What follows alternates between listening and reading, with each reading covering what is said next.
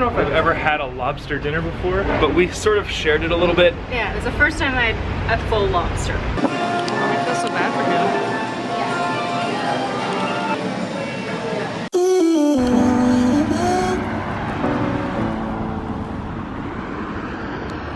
There's no glass or anything. Nothing's missing.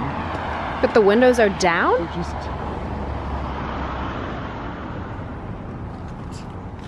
Hold on. Let me start the car and see. Both windows. What?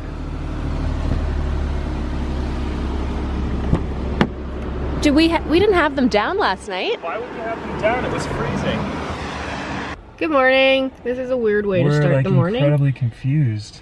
Our windows were left down, like Ralph's side and my side. Both windows were down when we came out, but there's like, it didn't look like anybody was in the car. And nothing was taken. There's nothing to take. I'm gonna check the trunk. Okay. So weird. So we're just Googling. There's nothing in the trunk. Nothing's missing. We didn't really have anything valuable in here. This is hilarious. I just found this out this morning by accident as I remote started my Maxima, went outside and found my windows rolled down. So why did that happen? We left our... I must have, I don't know. I'm trying to figure out what the, like maybe there's a special way of hitting the, oh, is it this? Don't set the alarm off. I don't know, but it looks like people have actually done this before. But when you turn your car off and walk away for the evening, that's messed up. I was, when I saw the window down, I was like, Ralph, oh no, and I just assumed it was smashed. Unlock, hold, front windows down. That's... What? Well, that's stupid. I don't know why you would want that feature. But nothing was taken, and apparently our windows were down the entire night, so... So I've been Googling, and apparently like it's all these different forums say that the key fob does that. If you hold down the unlock button, it rolls down your front windows. Why? That's so dumb. Why would you want that function? Maybe if it's a hot sunny day? But if you accidentally do it, like we did, obviously, we left the windows open all night. Luckily we're in Halifax. Yeah, thanks for not Chicago not breaking into our car. Oh gosh. Starting the day with green juice and some Greek yogurt and nuts from the local Sobeys grocery store. Next stop, Halifax. Ralph taking video of that gorgeous ship that's out there. It's so pretty. The Atlantic Ocean ride, her. We've made it to Point Pleasant Park. We've been walking, it's a huge park, but it's right on the point down below Halifax. And I wanted to come here mostly just for one reason. My grandpa's anchor, the ship that he was on when he was in the Navy, is here, the Bonaventure. So we're gonna come, I wanted to show that to Ralph, so. But we stopped just for a minute to get a shot of that ship. You want to be on that? I was serious about the 1,000 likes. 1,000 likes for us to go on a ship.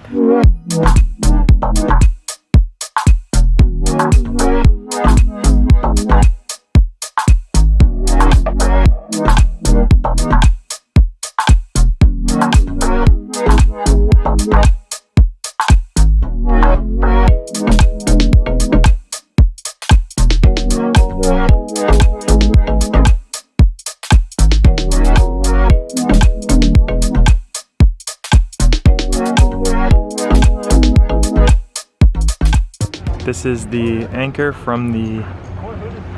This anchor came from HMCS Bonaventure, an aircraft carrier of the Royal Canadian Navy, 17 January 1957 to July 1st, 1970. It's dedicated to the men and women who died while serving with the Canadian Navy during peacetime. And this is the ship, the Bonaventure, that my grandpa was on when he was in the Navy. so this anchor is from the ship that Lou's grandpa sailed on. Yeah. Isn't that crazy? Big anchor. Look at the size of the chain on that thing. I'll be honest, when Lou told me we were coming down to see the anchor, I assumed that it was attached to the ship. So I didn't realize we were coming just to see the memorial of with an anchor, but this is really cool because there's like some personal connection with Lou's grandpa, so that's really cool. I remember coming here and visiting this with him when I was younger. It's neat. He's very proud of that.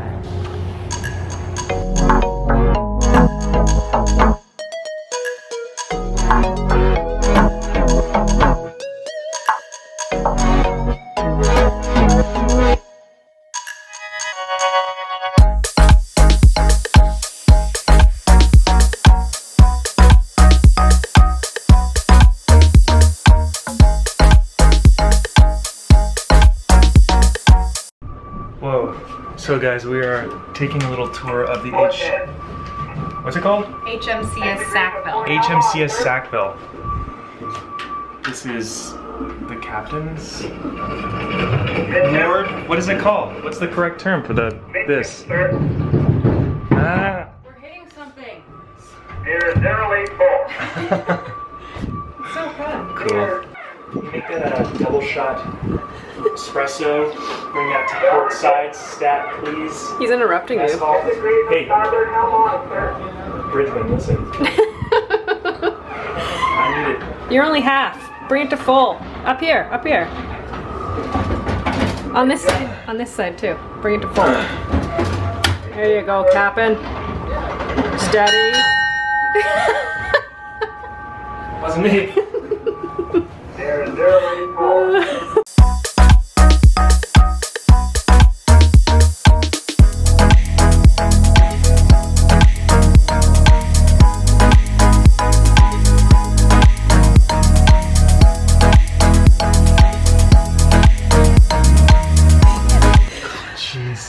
Freaked me out. This is your canteen where you can purchase, you know, a chocolate bar, some cigarettes. Mannequin.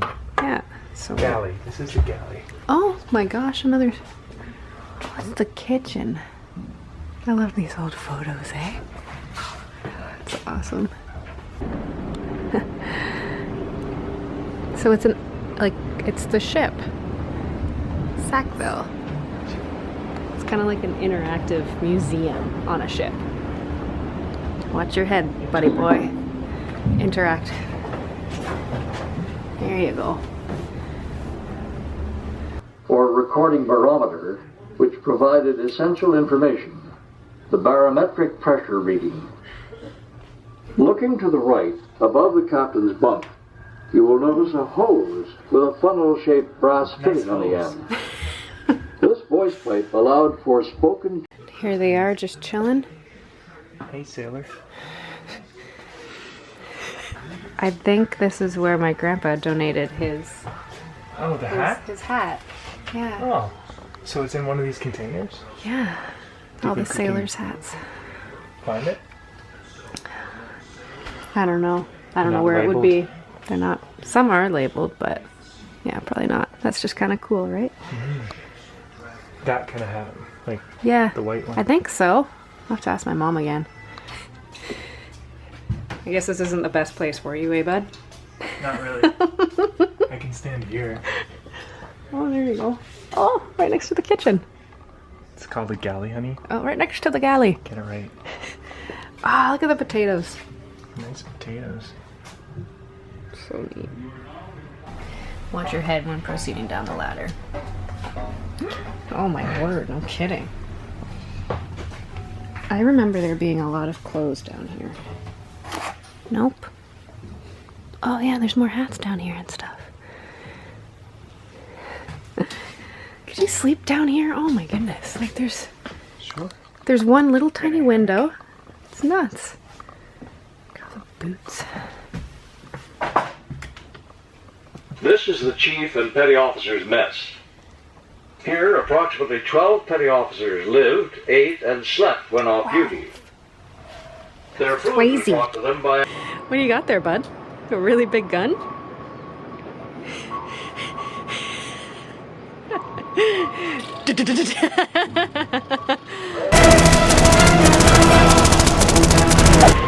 Focus. Okay, so We spent the afternoon going to the, what museum was it? At the Atlantic, yeah. Then we hit up Garrison's Pub by the sea.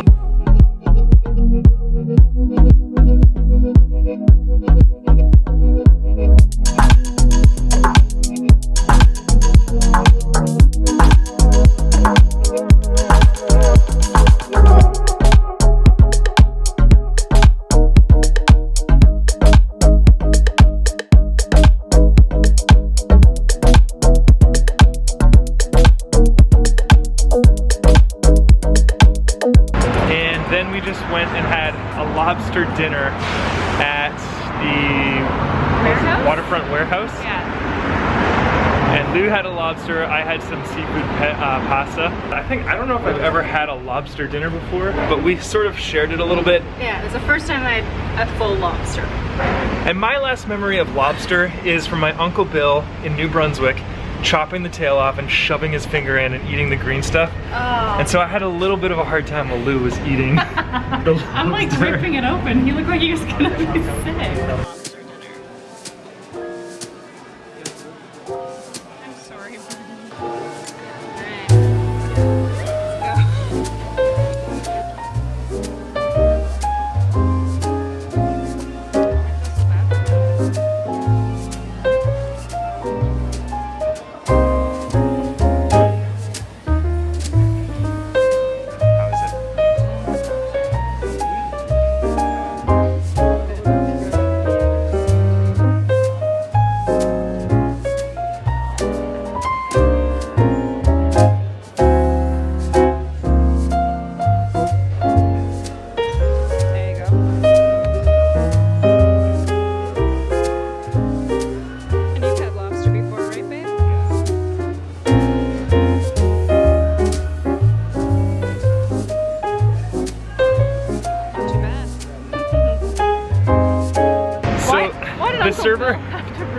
The server's like, yeah, you just rip off the legs and squeeze out the meat like toothpaste, and I was like, oh. I don't know, it was really good. It was all very tasty, but it's very rich and it was a little tough. I did try the innards, the green stuff. What's it called? Tamale. Tamale, Yeah. But then I couldn't eat it anymore because Ralph was just like looking at me like I was having a hard time for some reason. I don't normally get like that with most foods, but oh my goodness. In any case, the seafood dinner was awesome, and we want to thank Lou's parents for the lobster dinner.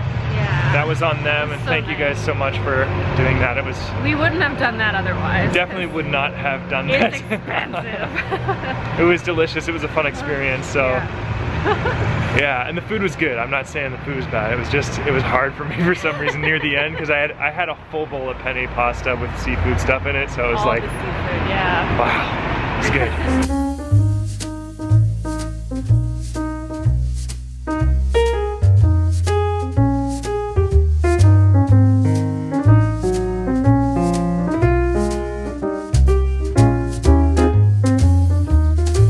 So naturally, after a lobster dinner, we climbed a ginormous hill. Frickin' Citadel Hill. Citadel. We are just like ready to projectile vomit over the city of Halifax. Right down the hill. Oh man, that's steep. It is Came steep. from the bottom of all the way down there. Started at the bottom. Now we're here. now we're here.